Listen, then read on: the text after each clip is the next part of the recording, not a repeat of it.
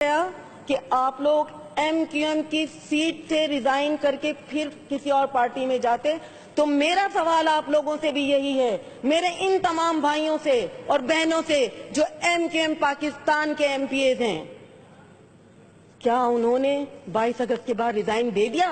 جب قائد تحریک نے اپنے آڈیو میسج میں کہا تھا کہ ریزائن دے دو، میں ریزائن کرنا چاہتی تھی، مجھے منع کیا گیا اور کہا گیا کہ نہیں، آپ اگر ریزائن کریں گے آپ کو ایجنسیز لے جائے گی، آپ کے ساتھ فلاں ہو جائے گا، آپ کے ساتھ دھماکہ ہو جائے گا۔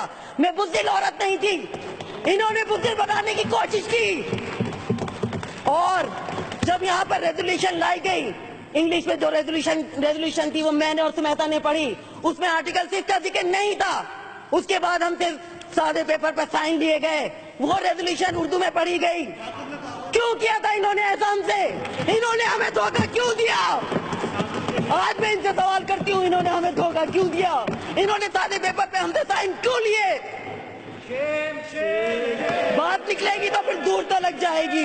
سن رہے ہوں گے قائد تحریک بھی، اور وہ یہ بھی سن لیں کہ ہم سے زبردستی سائن لیے گئے تھے، ہمیں دھوکہ دیا گیا تھا۔ ہاں، میں آج پی ایس پی میں ہوں، اور میں یہ بات کہتی ہوں کہ وہ بندہ جو ہے وہ کم از کم اس کی نیت تو صحیح ہے۔ اس نے اگر الطاف حسین کے خلاف بولا تو اس نے ان کو پھانسی کے پھندے پر لٹکانے کے لیے نہیں بولا۔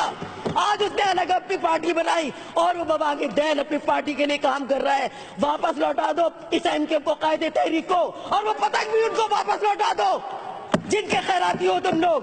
سن رہے ہوں کہ قائد تحریک بھی، میں آپ سے بھی کہتی ہوں، اور قائد تحریک جناب الطاف حسین بھائی، کہ میں شکر گزار ہوں کہ آپ نے مجھے ایم پی اے بنایا، اور آج میں آپ کی سیٹ پر ہوں، ان ایم کیو والوں پہ نہیں جو بہادر پی آئی بی ہے، جنہوں نے آپ کے نام پہ سب کچھ لوٹ ڈالا۔